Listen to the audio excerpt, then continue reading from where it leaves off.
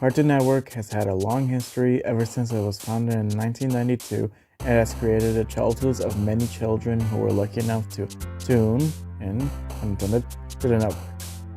With a network that has been on the air for almost 3 whole decades, they have quite a lot of obscure media that has been forgotten to most of its audience through the years as they grew up and moved on with their lives. In this video, I'll try my best to explain the Cartoon Network Iceberg. I'll have you guys know that I am Colombian, so I grew up with the Latin American version of Cartoon Network, and it really helped me while looking into this iceberg. Let me set up the ground rules for this video. I'll be using the heart rate monitor from Resident Evil 2 Remake as my status on how I feel about the entry being spoken. Green means I have full confidence on what I am covering, yellow means I am uncertain and I might be missing some details, red means I know little on the topic but I do have some notion of its existence, and felt line means I found nothing and that I have no clue. By now, you probably know how these iceberg charts work. If not, then let me simplify it. The tip of the iceberg represents how commonly known the entries are with the public, while the deeper the iceberg goes, the more obscure the entries become. This iceberg chart was made by the redditor Blurg712, so huge thanks to you. Without you, this video wouldn't have existed. Go ahead and give his original post some upvotes on Reddit. Link to the original post is in the description. I'd like to give my thanks to the YouTuber Toasty, who made his Roblox iceberg videos. His cause obviously inspired me to look more into iceberg charts, but Toasty's videos inspired me to make my own iceberg videos, so huge thanks to you, Toasty. And my sincerest gratitude to the YouTuber Rebel Taxi. He's the one who inspired me to create content on YouTube to entertain others. Not just are his videos very interesting and have amazing editing, but a lot of his videos cover cartoon-related media. Thanks to him, I came to know quite a lot of cartoon-related information that he already covered in his previous videos. And surprisingly enough, that same information will appear on this iceberg. And also thanks to Blame It On George. Some of his videos have already covered some of the entries spoken here as well. On the lower left corner, I'll show the thumbnail of the videos where either Rebel Taxi or Blame It On George have covered the same topics. Okay, this introduction has gone on for far longer than it should have. With the introduction and rules out of the way, let's dive into the Cartoon Network iceberg. CN City. CN City was one of the many eras of Cartoon Network and is arguably the best era of Cartoon Network of all time. In the US, this era of Cartoon Network started on June 14, 2004 and then January 1, 2005 in Latin America. During the CN City era, the network aired a bunch of commercial bumpers depicting the characters from the shows Cartoon Network was airing at the time, all living together in one big CGI city, even interacting with other characters outside of their own shows, serving as one huge crossover as well. Since all good things have to come to an end eventually, the CN City era ended on April 9, 2006 in the US, while it lasted much longer in the Latin American side, ending on August 6, 2000. Whoop-ass Day.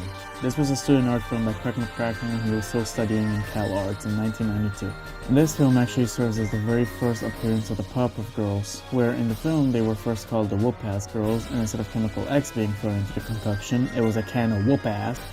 While Craig was working at Hanna-Barbera Studios, he sent the student film to Cartoon Network as part of the network's What a Cartoon block, more on that later, leading to the creation of the real Powerpuff Girls show we all know and love. Samurai Jack alternate ending. In the game, Samurai Jack Battles for Time, the game starts with Jack being thrown into yet another timeline just before the series finale. Throughout the game, you'll come across the usual collectibles found in many games. There are 50 collectibles in the game called Drop It the Emperor's Common. Collecting all of them, then beating the game, unlocks an alternative ending to the series where Ashley lives and Jack marries her, living happily ever after. Teen Titans Go for 34 hours. When Teen Titans Go became very popular among kids, Cartoon Network began to oversaturate the schedule with Teen Titans Go airing for almost 34 hours in total, not including Adult Swim. What a Cartoon. The What a Cartoon show was an anthology series back in Cartoon Network's early years. The show consisted of multiple cartoon shorts and served as a jumping off point for some of Cartoon Network's now iconic series, as seen here. Not all got lucky though. Shared time slots. During Dexter's Lab and Billy and Mandy's very first airings, they had to share the 30-minute runtime with another cartoon from their respective creators.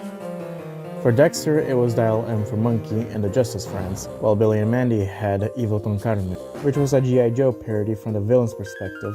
Heck, one of the side characters, General Scar from Evil Con Carne, take my love, my pain, and all of my anger! was later reused in Billy and Mandy as Billy's next door neighbor. I'm a good neighbor. I mow the lawn, I scrub the grout, I clip coupons. And even became a member of the team Under Fist, which is Billy and Mandy's final episode. If you haven't heard or seen or even forgot about Eva con Carne, that's because the show only lasted for 2 seasons with a total of 13 episodes, and because the creator, Maxwell Adams, decided to focus on Billy and Mandy instead. Believe it or not, I used to be a general in a fearsome, evil army. No way! We caused quite a bit of havoc, we did. So why'd you move to this dump? We got bought out by a big entertainment corporation. It seems they didn't want the competition for world domination. Censored Hanna-Barbera airings. I couldn't find any information on this. I am assuming some Tom and Jerry episodes must have been censored because of how quote-unquote violent the original series is, but I really have no clue what this entry is really referring to. Sorry. See Unreal. I'm not gonna talk much about this because it deserves to be forgotten. In 2009, Cartoon Network started their own dark age with See Unreal, where they produce and exclusively aired live-action shows, all of which were universally panned by both audiences and critics. Thankfully, it didn't last long and the program ended mid-2010. Good.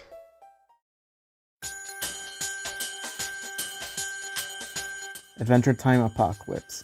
This started off as a theory at first, but it was later confirmed to be real. In the Adventure Time lore, there was a war known as the Mushroom War that left the planet in an apocalyptic state and resulted in the near annihilation of the human race. Toonami host history confusion. I think this is referring to how Toonami has had 2 hosts in its history, Tom and Moltar, who I'll elaborate more on deeper in this iceberg, and then there's Tom's AI, Sarah. So audiences must have been confused as to who is the real host.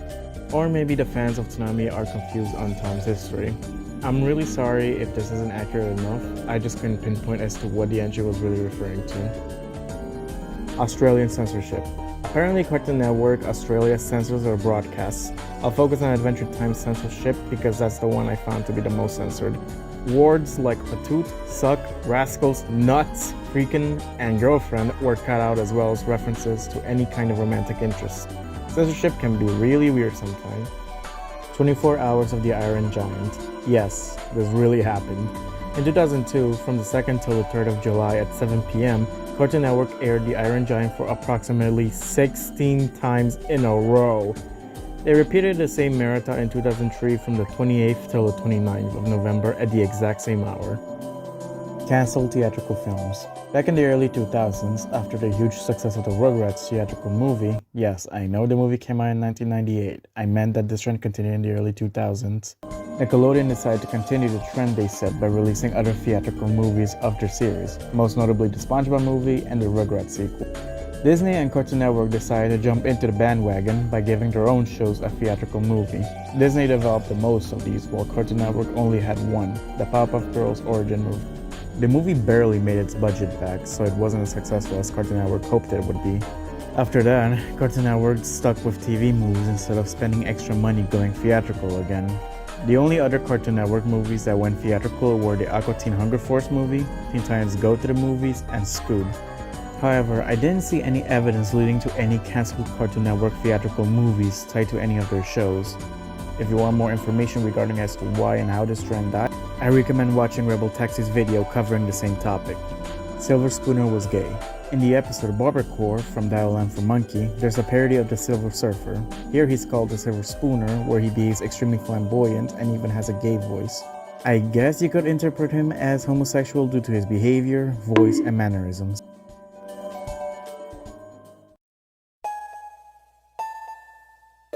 Cartoon Network Invaded. I absolutely adored this special crossover when I was a kid. This was a special event that crossed over with 5 shows back in 2007. Foster's Home, Ella and Eddie, My Gym Partner's a Monkey, Camp Lazlo, and Billy and Mandy. The event told an overarching storyline which spanned through 5 episodes involving an alien invasion where the aliens were looking for cheese. There are multiple items and references that connect these shows together during the crossover. The ending to the Ed, Edd and Eddy episode is the darkest in my opinion, because the aliens straight up abduct the cul-de-sac. God, I miss these crossovers Cartoon Network used to do. Dexter's Rude Removal. One of the most infamous examples of an actual lost episode. Rude Removal was an episode of Dexter's Lab where Dexter and Dee Dee tried to remove their rudeness to become more polite. The episode was never aired when it was planned to, due to the clones of Dexter and Dee Dee swearing and misbehaving. despite the fact that the swears were bleeped out. If that wasn't bad enough, in the episode's title card, Dee Dee is straight up flipping the bird. Essentially, rude removal was sailor mouth before it was cool. Crabs is, Do you kiss your mother with that mouth? well, sometimes, but not recently. The episode was finally released back on Adult Swim's YouTube channel, which was later privated, but has been re-uploaded by other channels. Yes, even a complete uncensored version. Total Drama Censorship. Some of you might already know that the Total Drama series were made in Canada. In the Canadian broadcast of the episodes, they included dialogue that Cartoon Network thought was a bit risque for the network. This is because Canada has a different meaning of TV PG than in the US. Instead of bleeping the dialogue, they dubbed them over. It's beef testicle bourguignon. Testicles? It's beef meatballs bourguignon. Meatballs? The only dialogue that was always bleeped were swear words. Most of the dialogue that was dubbed over were crap, suck, shut up, and freakin'. Maple syrup alcohol. Maple syrup is used in alcohol around Canada and northeast of the US. I think this entry is referring to how Captain Knuckles from the Nice Adventures of Flapjack drinks maple syrup occasionally. Who knows, maybe Captain Knuckles just enjoys the sweet taste of maple syrup. Schnitzel's dirty joke. One episode of Chowder has Schnitzel telling a joke, but just like Chewbacca and almost any Pokemon, Schnitzel doesn't say any actual words while other characters understand his speech. Schnitzel does tell the joke with his hands, letting the viewer to interpret his joke as dirty. Lauren Faust hates Bendy. Lauren Faust, who is the wife of Craig McCracken, animator and writer for certain episodes of Powerpuff Girls and Foster's Home for Imaginary Friends, and creator of My Little Pony Friendship's Magic and the Super Friends, she has admitted she hates the character Bendy from Foster's Home. The episode Everybody Knows It's Bendy introduced a one-time character named Bendy who causes trouble for the lead imaginary friends and feigns sadness while framing others. Everybody hated this character, including Lauren Faust herself, who wrote this episode. I'll just show Lauren Faust's tweet right here to clear out any confusion. The Justice Friends. We're back to this topic. The Justice Friends shared its time slot with Dexter and Dylan for Monkey. The show focused on a group of heroes who dealt with living together under the same roof. A lot of their characters are supposed to be counterparts of the famous Marvel heroes, as you can see from their designs. They've also made cameos in the original Powerpuff Girls. Anti-skeleton propaganda. This could possibly be referring to the episode Let's Not Be Skeletons from OKKO, where the characters would transform into skeletons with a skeleton remote, and KO would preach against the use of skeleton remotes. It's extremely unlikely Cartoon Network was preaching against skeletons because anti-skeleton propaganda isn't even a real thing in media as far as I could find. Besides, that idea makes no sense. In reality, the episode was trying to spread awareness of gun control by using skeleton remotes as an allegory for guns. Spooky, scary skeletons. Fire Breather, one of Cartoon Network's TV movies. Fire Breather is based on the comic of the same name. The movie premiered on the 24th of November in 2010. That's all I have to say, since I never saw the movie myself, but I saw commercials for it back in the day. Nudes. It's not what you're thinking, unless you really know what this is referring to. This was yet another Cartoon Network era, this time around the titular nude characters. The titular nude characters resembled bowling pin vinyl figures before they became oversaturated thanks to Funko. Part of the nudes gimmick was that they're white and featureless by default and would resemble some of Cartoon Network's characters when they're covered in orbs of paint that are within the character's color scheme. The era ran from the 14th of July 2008 until the 28th of May 2010. Whatever Happened to Robot Jones? Yet another obscure Cartoon Network show. I vaguely remember watching this late at night when I was a kid. From what I managed to gather, since I never figured out what the show was about at the time, the show follows a robot Jones researching human life while attending middle school, guided by his 3 human friends. It pretty much had the same premise as My Life as a Teenage Robot, just minus the action. The art style of the show reminds me a lot of The Loud House. Makes me wonder if Chris Ovino was involved in Robot Jones. Gendy, Craig, and Van are roommates. I'll make the introduction of the creators very brief for context and for those who don't know. Gendy Tartakovsky, Craig McCracken, and Van Portable are the creators of Dexter's Lab, Samurai Jack, Star Wars Clone Wars, Symbionic Titan, Powerpuff Girls, Foster's Home for Imaginary Friends, and Johnny Bravo respectively. Both Gandhi and Craig worked together with each other's shows in the golden years with Dexter and Powerpuff Girls. Gandhi met Craig back in, where else, Cal Arts. They clearly have a long friendship together. However, Craig has confirmed in a tweet that he and Gandhi were roommates after college, but not Van.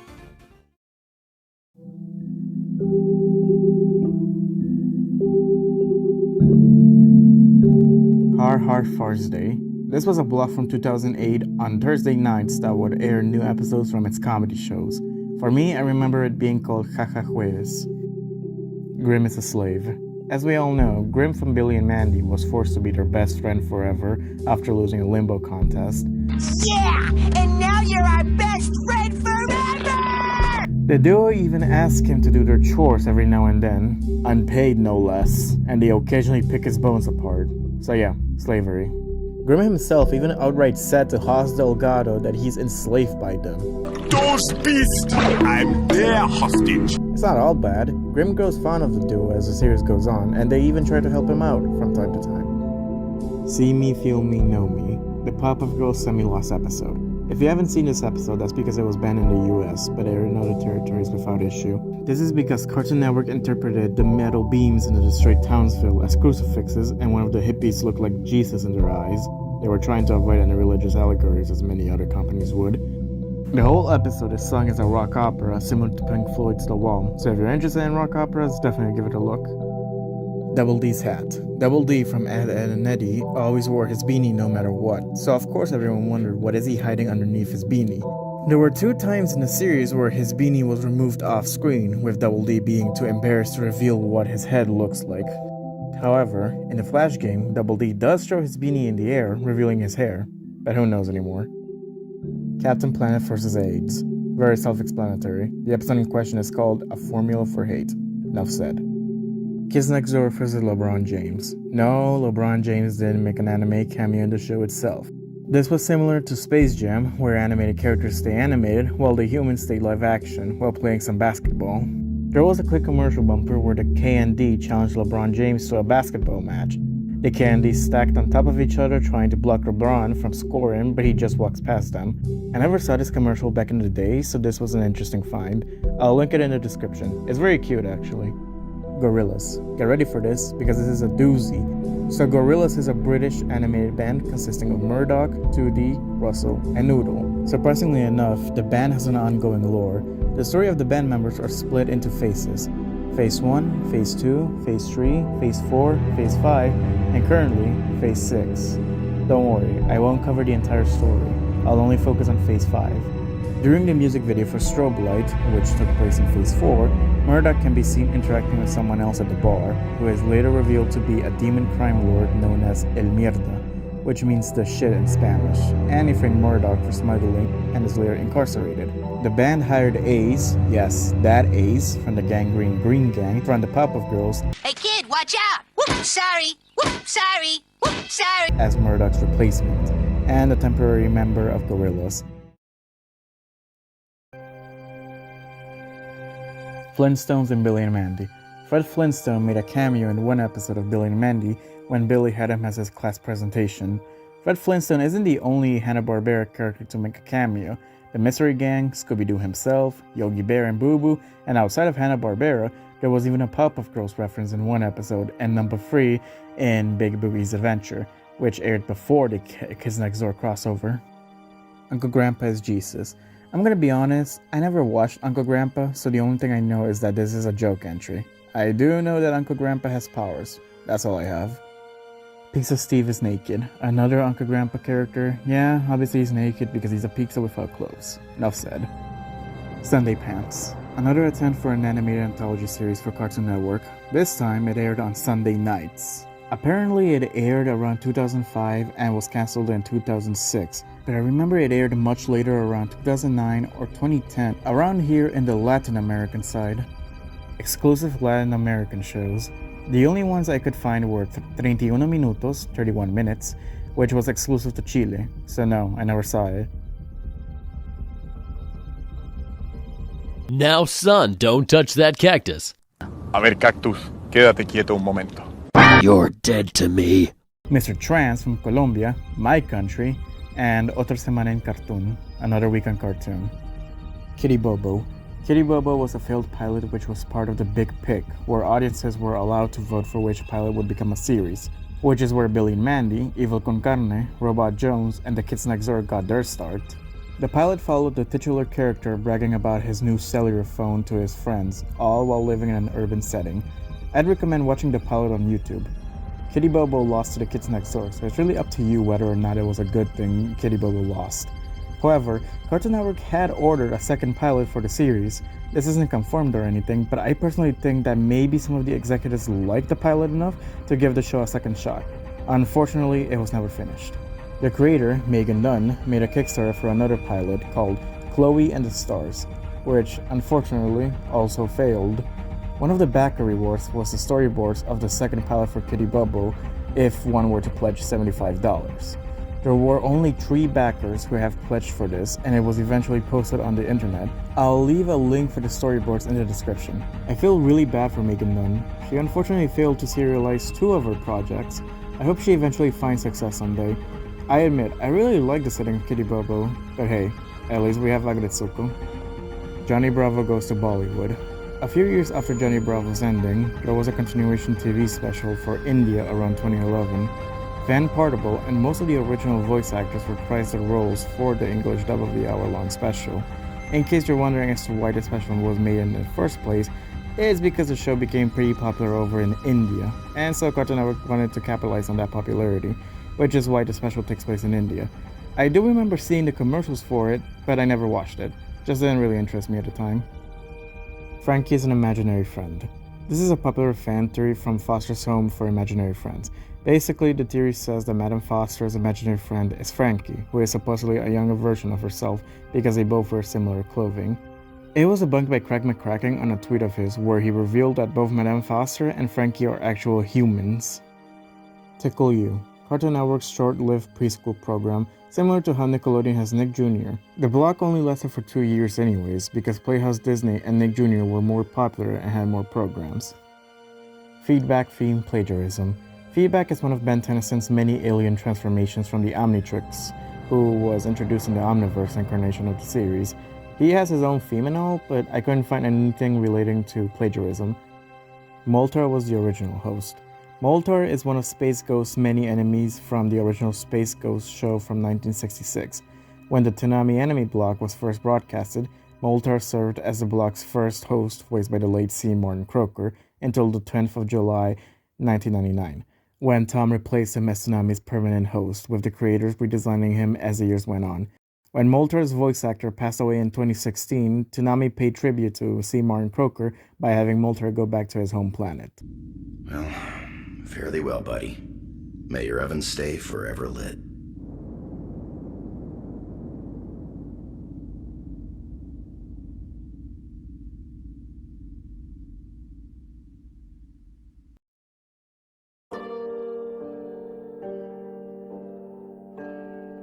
The Moxie Show. This is Cartoon Network's very first original program before Space Ghost Coast to Coast on Adult Swim. The show ran from the 5th of December 1993 until Christmas of 1995. The Moxie Show is barely recognized by the network for unknown reasons. It hasn't even had any DVD releases. However, Moxie himself has made a brief cameo in the Nexus crossover special. Ice King has Alzheimer's. I'm pretty sure this is both a theory and a speculation of the character. In the episode Holly Jolly Secrets Part 2, it's revealed that the Ice King was once a human called Simon Petrikov. After he purchased the crown, he jokingly wore it for the first time, which gave him visions, and ever since then, he would always see the visions again, and over time, changing his appearance, and losing his sanity and memories, eventually turning into the Ice King. In the episode I Remember You, Marceline remembers that Simon once helped her when she was a kid during the aftermath of the Mushroom War, yet the Ice King doesn't remember, proving that he lost his memories, and as we all know, someone with Alzheimer's starts to lose memories.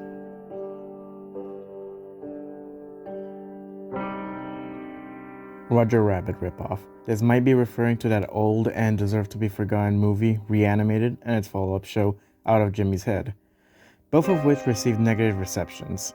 Similar to Roger Rabbit, Reanimated and Out of Jimmy's Head has 2D cartoon characters living with live-action humans in the real world. That's where the similarities stop. The stories of Who Framed Roger Rabbit and Reanimated are vastly different from one another. From what I remember, the movie is about a boy named Jimmy who got struck by a train while attending an amusement park. In order to save his life, the costumed actors, while wearing their mascot suits no less, operate on Jimmy. The actors just so happen to be certified doctors. What a miracle. Surgeons perform a brain transplant on Jimmy, replacing his brain with a cartoonist's frozen brain, just like the fake urban legend of Walt Disney's frozen head. The transplant was a success, and so Jimmy can see the cartoon characters. Was the cartoonist schizophrenic or something? Would I go as far as to call it a Roger Rabbit ripoff? Not necessarily.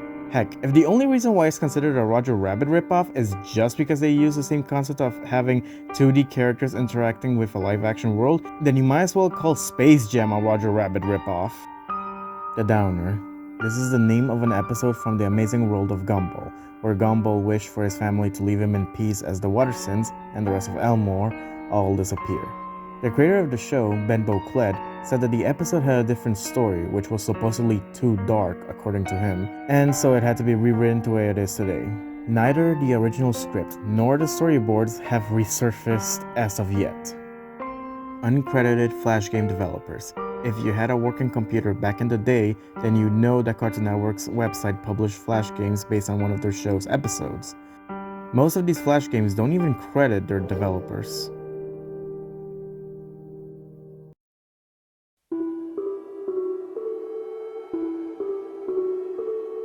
The $1 Million Kids Next Door Treehouse. Unfortunately, the treehouse doesn't physically exist. In 2003, on Cartoon Network's website, there was an actual listing for a life-size Kids Next Door treehouse going for $1 million. Considering it's this low in the iceberg, and most of you probably never heard of it until now, or from Rebel Taxi back in 2018, it was clearly never sold. If it did, then of course it will receive some huge coverage, and there would be pictures of the treehouse from inside and out, unlike the real-life Simpsons house, which was actually built and sold with pictures to prove it. It's a damn shame, really. Who wouldn't want to live in this in 2003 while playing on the Nintendo GameCube on a Saturday morning?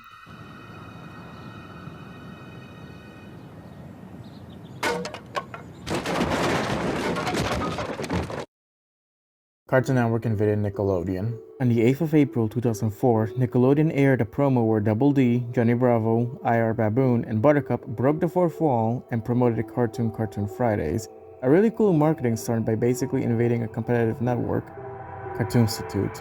Okay, this is the last anthology series from the Cartoon Network mentioned on this iceberg. You know the drill by this point with What a Cartoon and Sunday Pants. Only difference is that Cartoon Network's executives didn't interfere with the creation of these shorts. Funny enough, this is where a regular show and Uncle Grandpa got greenlit.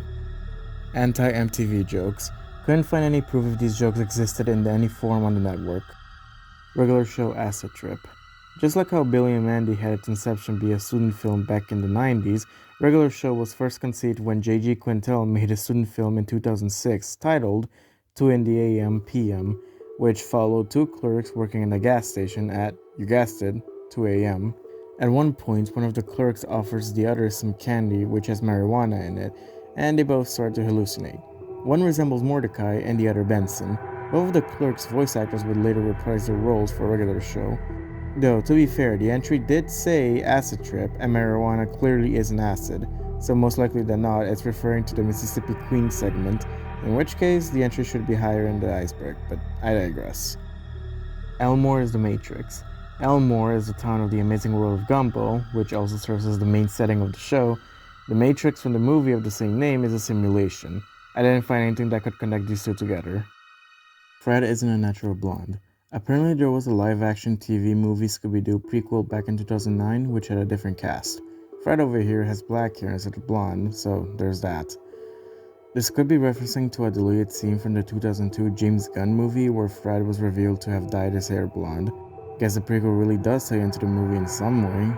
I wouldn't know, since I never heard of this prequel until doing research for this iceberg. Bowl Ed Over.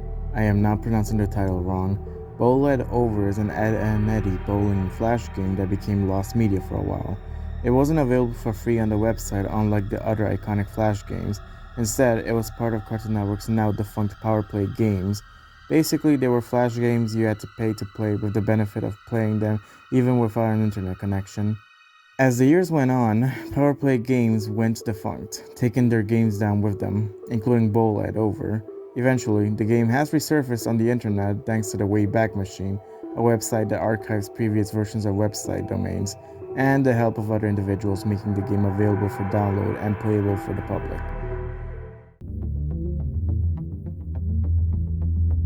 Woolen Warriors, a Taiwanese fantasy puppet series which originally aired in Taiwan around 1985. However, the original title of the series is called Peely. Around 2006, Cartoon Network aired an English dub of 14 episodes of the 25th season as it aired on Toonami. Think of how bad the big green dub from Dragon Ball is, and that's how bastardized this English dub is to the original series, as the characters were redubbed to be more comedic. The show was cancelled very early due to poor ratings, and so the English dub has become obscure. Family Guy precursor. Before Family Guy, Seth MacFarlane created two animated shorts called The Life of Larry in 1995 and Larry and Steve. The latter premiered on the What a Cartoon Show in 1997. Instead of Cartoon Network picking up the series, Fox showed interest in the short and contracted Seth to make a series based out of the two characters, leading to the creation of Family Guy. As you noticed, both Peter and Brian share a lot of similarities to Larry and Steve. Both are voiced by Seth. What do you think they eat? Oh, yes, I don't know, it's some kind of like space jerky or something. Both have similar character dynamics, and both sound alike. It's funny, because once Fox cancelled Family Guy, Adult Swim aired reruns of the series' first 3 seasons, so everything came full circle between Family Guy and Cartoon Network.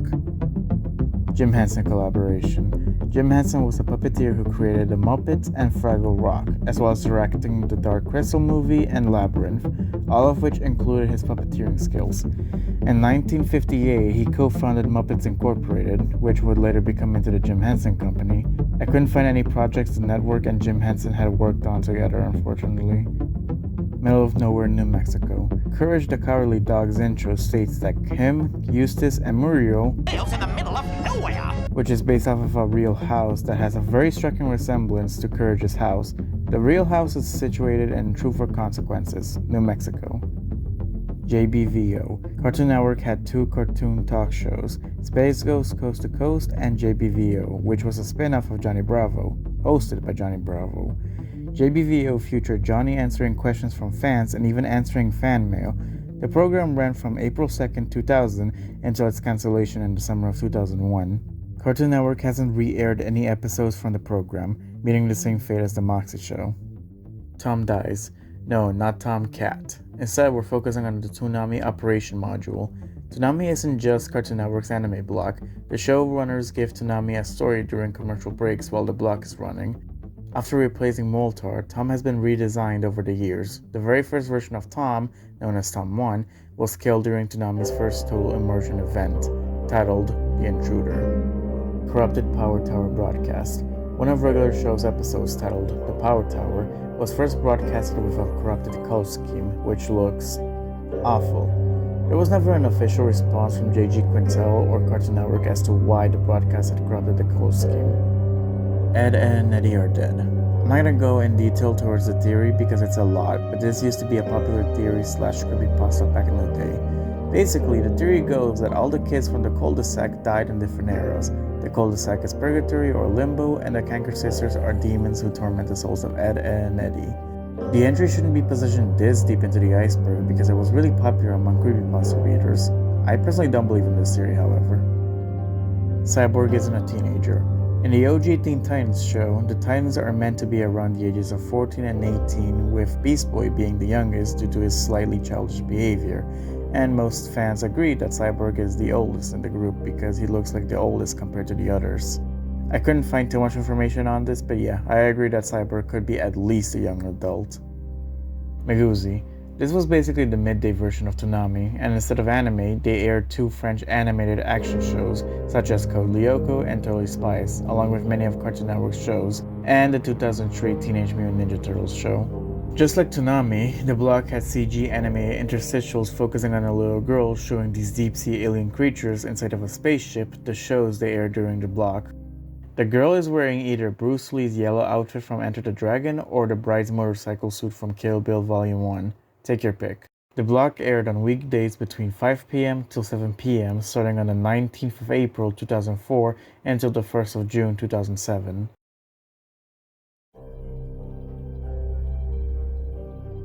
Hi Hi Puffy Amiyumi Xenomorph. In case you don't know, Hi Hi Puffy Amiyumi is a Western anime show based off of the Japanese band of the same name, minus the Hi Hi part.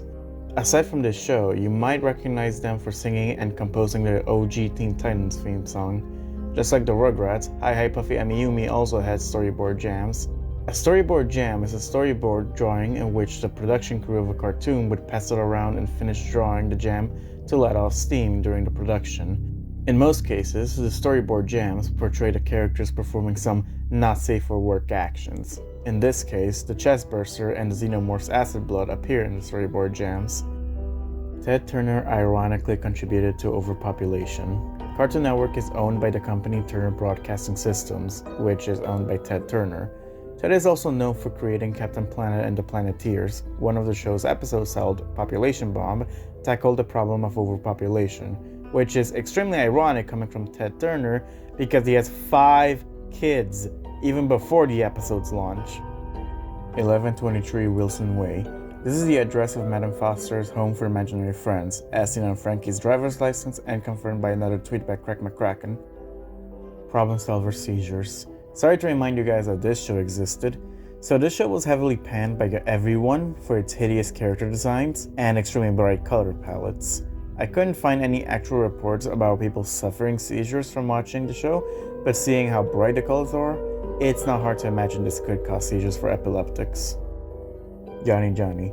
A very brief block where Johnny Bravo and Johnny Test would air back to back from one another. Fusion Fall is canon. Fusion Fall was an MMORPG crossover game featuring a lot of Cartoon Network's iconic and lesser known characters with their designs depicting them somewhat older than how they were seen in their shows.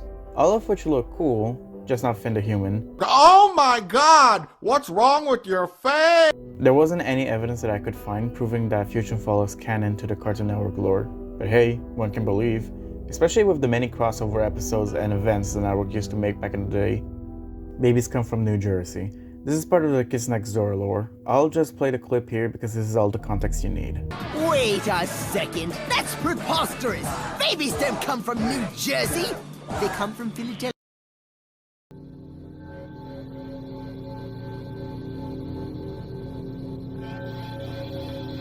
Ringo Starr was falsely credited as Will Ryan. This is 100% false. One episode of Courage the Cowardly Dog called Duck Brothers stars, well, 2 Duck Brothers, who might sound very familiar. Just stop laying eggs and concentrate. Oh, you're not the boss of me. In the credits of the episode, the Duck Brothers are voiced by Will Ryan, who is an actual voice actor. This claim was also proven false by the show's creator on a Q&A from Rebel Taxi. As a side note, the OP already knew that Ringo Starr didn't portray the Duck Brothers. He or she purposely titled the entry like that as a joke. Candide Island is who?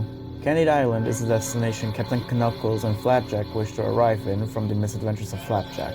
And the Land of Ooh is the setting from Adventure Time, with Candy Kingdom being the kingdom capital of the continent. If anything, this is just another theory trying to tie these 2 shows together, similar to the Powerpuff Girls and Samurai Jack theory. But you know what? This one seems very plausible, actually, and I'd like to believe it's true. 6 a.m. oddities. When the Adult Swim block ends around 6 in the morning and switches back to Cartoon Network's normal programming for kids, sometimes minor technical glitches can be seen. The Corrupted Power Tower episode is one of those 6 a.m. oddities. These are pretty rare to come by, so always check Cartoon Network once Adult Swim ends. Mr. Smoothie is a cannibal. Mr. Smoothie is the mascot from a smoothie chain in the Ben 10 Alien Force. Since he's depicted to be a sentient smoothie and even holds a smoothie with his own likeness, he could be misinterpreted as a cannibal. I mean, I never saw him drink a smoothie, so I doubt this is true. He's pretty similar to the Kool-Aid Man. Chowder lives in Greek mythology. I know it sounds like total BS, but this is true. On one episode, we can see that a giant deity, known as Hunk, is holding the city of Marzipan. That's the name of the city, by the way.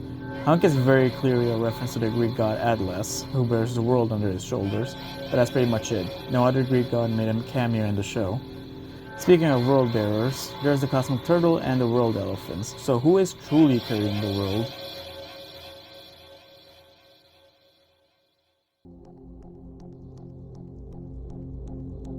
Huck defeats the Big Time. I am really sorry to pry this out of your repressed memories. So on the very obscure and forgotten Fum Wrestling Federation, one of the Fum wrestlers, Hometown Huck, defeated the Big Time. That's it. Not much else to add. Tunics. Tunics is Latin America's nudes counterpart and were featured prominently in bumpers and in a lot of advertisements for the cookie brand Festival. They followed the same concept as nudes, with the tunics being smaller and more square-like than the nudes. You could have even customized your own tunics as well on Cartoon Network's website at the time. Unfortunately, that feature is no longer available since the end of the Tunics era in 2012. I prefer the tunics over the nudes anytime, but hey, that's just me. Ir Baboon is a middle-aged man. Ir Baboon is on the opposing side of Weasel from the show I Am Weasel. I didn't really watch I Am Weasel in my youth, plus there wasn't anything I could find to support this entry. The Simpsons is back on Cartoon Network. Yes, Cartoon Network actually aired The Simpsons, not an Adult Swim either. It aired only in the Philippine side of Cartoon Network with a PG classification in 2006, with some obvious heavy use of editing, censorship, and cutting out or muting swear words. Envelope words were rigged. This was a special that aired on the 23rd of March 2002 that spoofed the Academy Awards, or the Oscars, as most of you know them. It was hosted by Johnny Bravo and showcased various categories the nominees could win, as seen here. The rigged part is probably just a joke made by the OP, as I couldn't find anything to prove they were rigged. Steven after not surviving! Oh god. Okay, this is a joke, copypasta, and theory that says Steven from Steven Universe eventually turns into Sans from Undertale, and that Sans is an acronym for Steven after not surviving. This joke has been mocked all over the internet, which I can't blame them for, and there's been a lot of images jokingly contributing to the theory such as this, which I hate to look at. Yeah, I think it's safe to say this is false, so let's not talk about it ever again. Gwen writes RPF. I have absolutely no clue what RPF means. I found a few meanings to the acronym, but I can't round it to anything relating to Cartoon Network or one of its shows. I don't even know which Gwen it's referring to. Gwen Tennyson from Ben 10 or Gwen from Total Drama. Either way, please let me know in the comments. Ricardo and our era funny hack. The Brazilian, Hungarian, and UK websites of Cartoon Network were hacked by the subreddit Arab Funny back on the 27th of April 2019, when several Twitter users started to tweet about the hack. The videos that were broadcasted on the sites during the hack was a quote-unquote comedic edited video and that Ricardo Milos dancing. Around the evening of the same day of the hacking, the Twitter user Pseudo-Realistic claimed to be the one responsible for the hackings. Honestly, I can't imagine how unsettled kids must have been that day going into the website and seeing this. Pretty fucked up. 1999 Quark. No idea. The Time Squad inadvertently killed Abe Lincoln. Time Squad is one of Cartoon Network's most obscure shows. A shame, really, because I love the premise of this show. Basically, the titular squad tries to fix any time anomalies. In the episode Dishonest Abe, Abe Lincoln is tired of working in office and helping others and decides to be a prankster for a while. At the end of the episode, the Time Squad persistently prank Abe himself to put his pranking spree to a stop. And Abe says he'll be going to a theater right after his reforming, and if you know your history, you know exactly what happens next. Though, to be fair, that was their plan, to correct the flow of time. Yu-Gi-Oh! Maybe this could have been an old Yu-Gi-Oh! Block from the network back in the day? No results from what I could find. Symbionic Titan is a SWATcast reboot. Complete BS. The OP even admitted he or she just inserted this entry in the iceberg as another joke. Hitler has a handlebar mustache. I distinctly remember finding this a while ago, but I can't seem to find it anymore. Hitler did appear with a handlebar mustache in one segment of either Dial M for Monkey or the Justice Friends. Again, this is my own memory, so I could be wrong as to where it actually appeared in, but it is out there somewhere. Providence is the SAP Foundation. Providence is an organization from the show Generator Rex, a According to the OP, both the SCP Foundation and Providence are very similar. For those who don't know about the SCP Foundation, it's an organization that secures, contains, and protects dangerous beings inside the facility as a scientist studies them and classifies them in one of three categories. You probably heard of it from the game featuring those SCPs, or you were an avid creepypasta reader. I haven't seen Generator Rex while growing up, unfortunately. During that time, I was starting to stray away from TV, and I really wish I stuck around for at least one more show. CN Reel was a tax write-off. A tax write-off means, in this case regarding TV shows, that if a show receives low ratings and low toy sales, depending on the show, the company or network can get their money back if they write it off as a failure in their taxes. The biggest consequence with this is that they aren't allowed to re-air the show on television ever again. Well, since the CN Reel era shows did receive low ratings, it could be possibly true. The shows themselves never re-aired either, but yet again, I have no evidence to prove it as a fact. Jim Carrey Network. In 1997, Cartoon Network answered a letter that was sent to them where two parents asked for the network to show a picture of Jim Carrey because their son is a fan of him. The narrator tells them that they have pictures of their own cartoon characters but no Jim Carrey, and that they should have asked the Jim Carrey Network instead. The Jim Carrey Network obviously doesn't exist. It was a joke the narrator made on the spot. Ivan's childhood. This entry rightfully deserves to be at the very Bottom of the ocean. This 1962 black and white Russian war movie was part of Cartoon Network's 6 a.m. oddities. In 2009, the film's opening was shown on Cartoon Network when it was meant to be aired on Turner Classic Movies. Since both networks are owned by Turner Broadcast, the signals were accidentally switched between each other. This oddity was resurfaced by Rebel Taxi in his obscure Cartoon Network show's Countdown video, where he positioned the movie at the top of the list, and he later concluded his search in his obscure Nickelodeon show's Countdown. It's pretty messed up that a war movie aired on Cartoon Network, ain't it?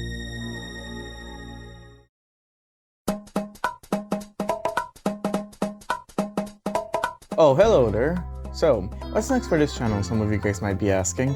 Well, I don't want this channel to focus entirely on explaining icebergs, however, I am going to explain 3 more icebergs once this is done. One that focuses on lost and cancelled video games, an Evangelion iceberg, and most importantly, another Cartoon Network iceberg with different entries. And of course, I'll make a follow-up video on each of them if I missed anything. I found a Jurassic Park iceberg months ago, but Dino Diego beat me to it. The same iceberg, no less. I obviously don't have a vendetta against him, but if you are interested as to what the iceberg had, then check his video out in the description. As I said multiple times during this video, if I missed anything or you guys found any information on some of the entries I covered, please comment them down below and I will cover them in my follow-up video. If there's any advice you guys have for me so that I can improve for next time, then go ahead and comment that as well. I'm just starting out on YouTube and I need all the help I need. If you're interested in my next videos, then subscribe if you want. If you think someone you know will enjoy watching this video, then go ahead and share the video with them. If you reached the very end of the video, then thank you. If you're one of my friends who stuck around to see what I can do for videos, then thank you. I truly appreciate all of those who reached the ending. This video took a long time to finish, mainly because I am a college student after all, and I put my studies first, while I tried to work on the script during my free time. But hey, I finally finished it, and that's what's important. If I managed to entertain you and you liked the video, then go ahead and like the video. I also appreciate that a lot. With all of that being said, once again, thank you for sticking around, and you guys will see me on the next video. And for my friends, you'll see me much sooner than my audience here. And for my best friend / little sister, I'll see you soon. That is all. Be on the lookout for me and have a nice day, everyone.